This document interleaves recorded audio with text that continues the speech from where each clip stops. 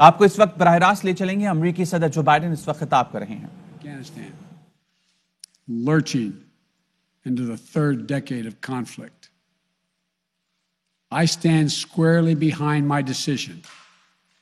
After 20 years, I've learned the hard way that there was never a good time to withdraw U.S. forces. That's why we're still there. We were clear-eyed about the risks. We planned for every contingency, but I always promised the American people that I would be straight with you.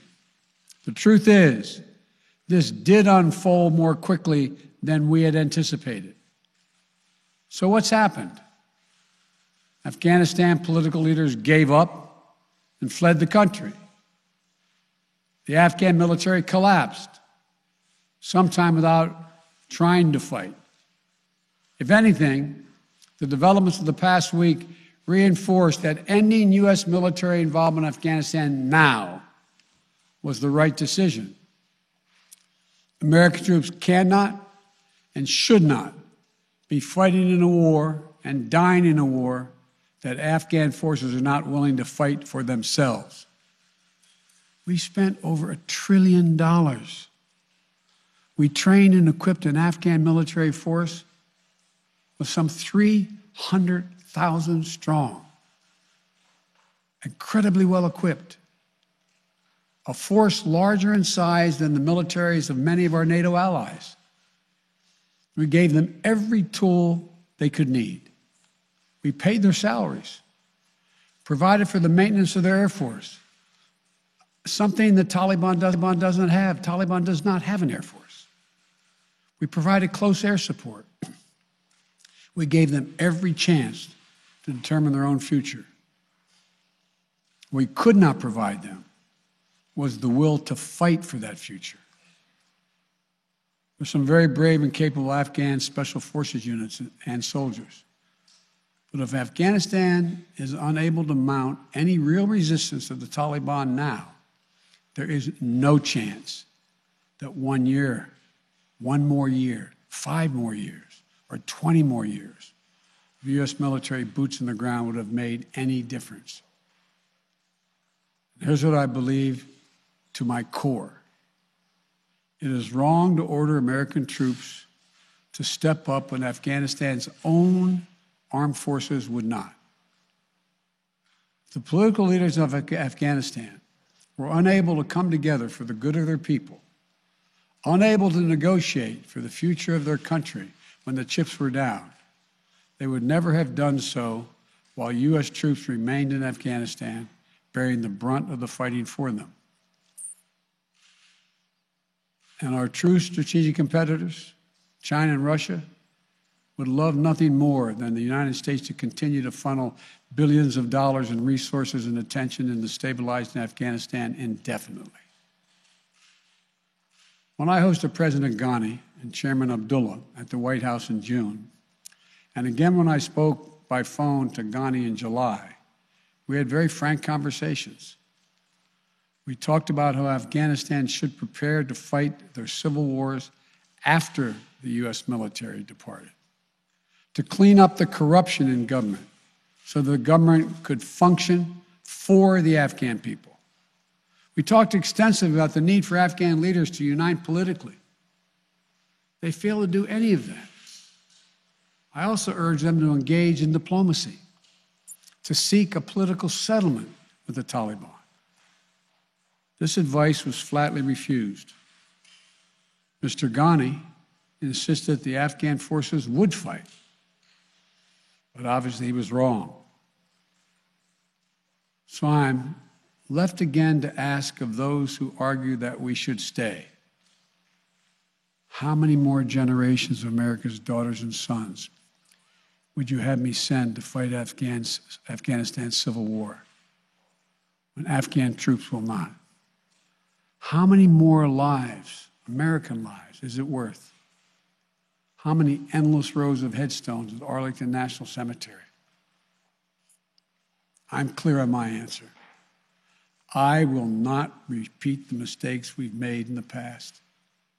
Mistake of staying and fighting indefinitely in a conflict that is not in the national interest of the United States, of doubling down on a civil war in a foreign country, of attempting to remake a country through the endless military deployments of U.S. forces.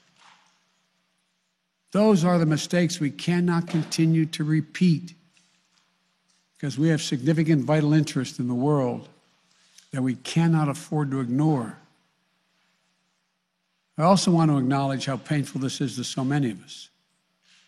The scenes we're seeing in Afghanistan, they're gut-wrenching, particularly for our veterans, our diplomats, humanitarian workers, for anyone who has spent time on the ground working to support the Afghan people, for those who have lost loved ones in Afghanistan, and for Americans who have fought and served in the country, serve our country in Afghanistan. This is deeply, deeply personal. It is for me as well.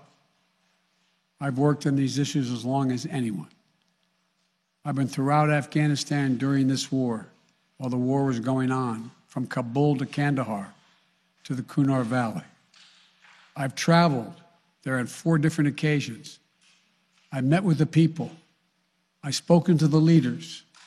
I spent time with our troops.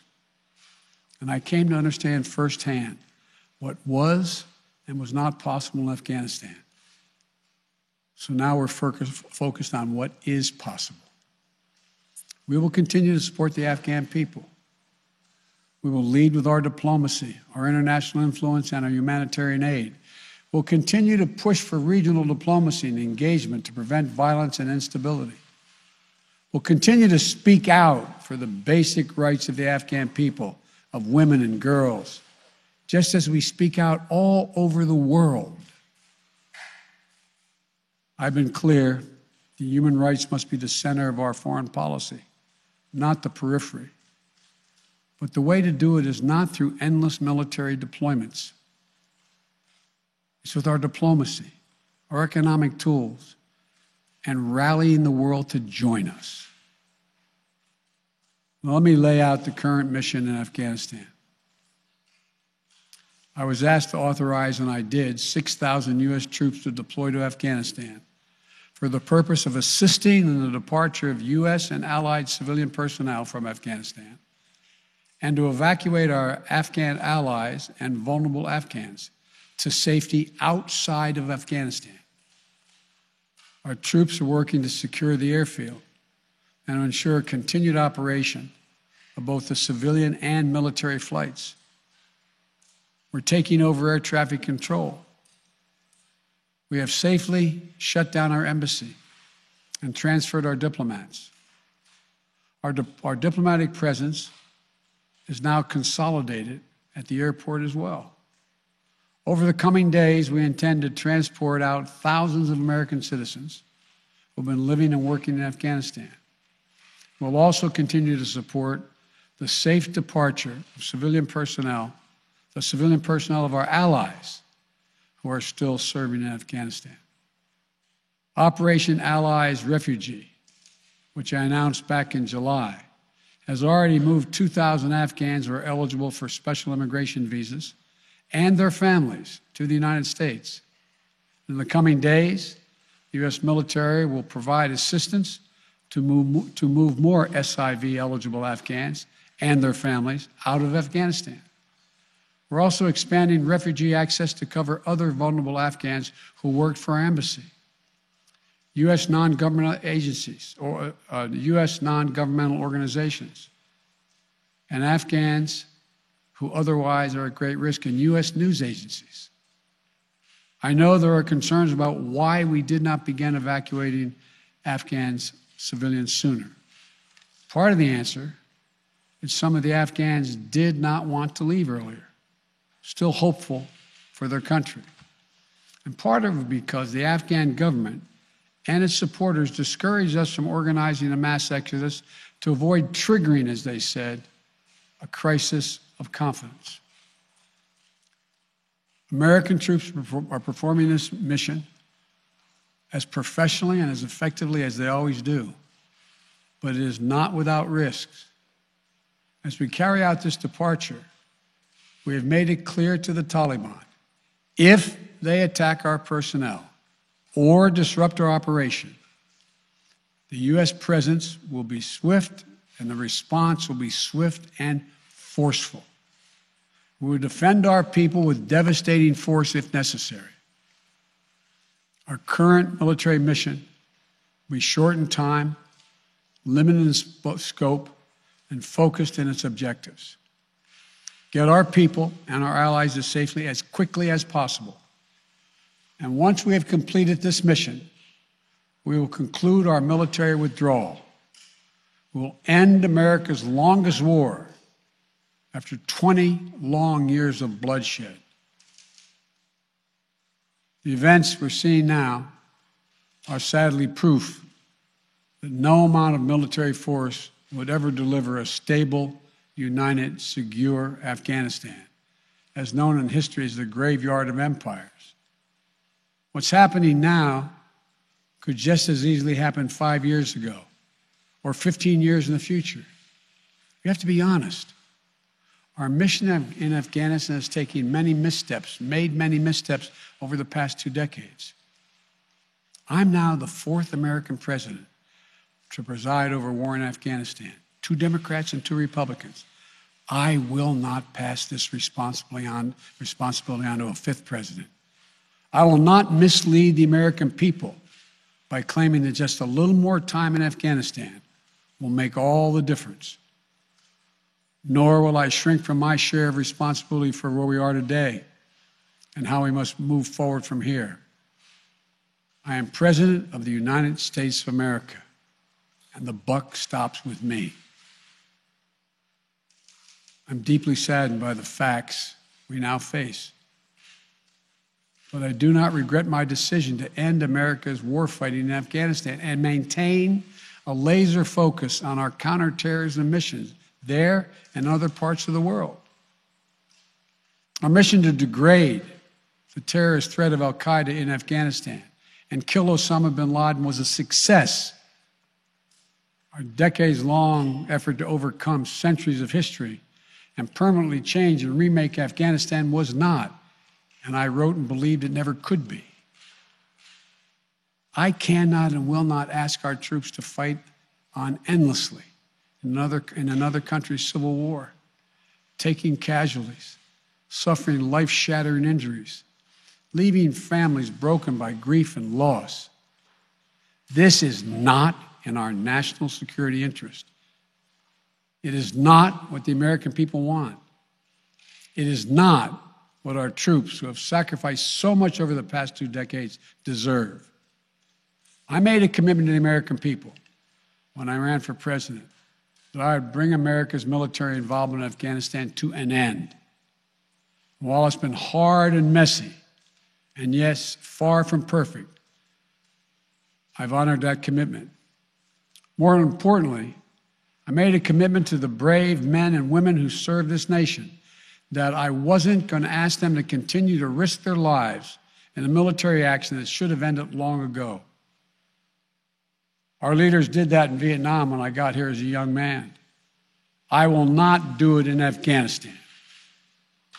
I know my decision will be criticized, but I would rather take all that criticism than pass this decision on to another president of the United States, yet another one, a 5th one, because it's the right one, it's the right decision for our people, the right one for our brave service members who risk their lives serving our nation, and it's the right one for America.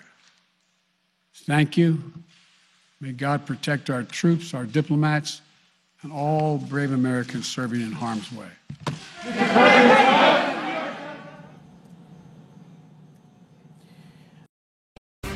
अहम तरीन खबरें अब एक click की दूरी पर। आपके पसंदीदा टॉक शोज हों या अहम मुल्की या गैर मुल्की शख्सियात की न्यूज कॉन्फ्रेंसेस, हर लम्हा बाखबर रहने के लिए सब्सक्राइब करें हमारा YouTube चैनल। मौसम की सूरत हाल हो या खेल के मैदान से खबरें, अपने मोबाइल फोन से मुल्की और बैनुल-अक़वामी अहम खबरों तक रसाई के लिए डाउनलोड कीजिए मोबाइल ऐप। बावसूख जराए से मुसद्दिका खबरों, तज्जियों और तबसरों से मुस्तफीद होने के लिए विजिट कीजिए पाकिस्तान की सबसे बड़ी न्यूज वेबसाइट www.arYnews.tv। इन सब के अलावा पाकिस्तान का सबसे बड़ा फेसबुक पेज हो, सबसे बड़ा न्यूज इंस्टाग्राम अकाउंट या फिर ट्विटर, ARY न्यूज पहुंचा रहा है खबरें सबसे पहले आप तक, ताकि आप रहें हर लम्हा बाखबर।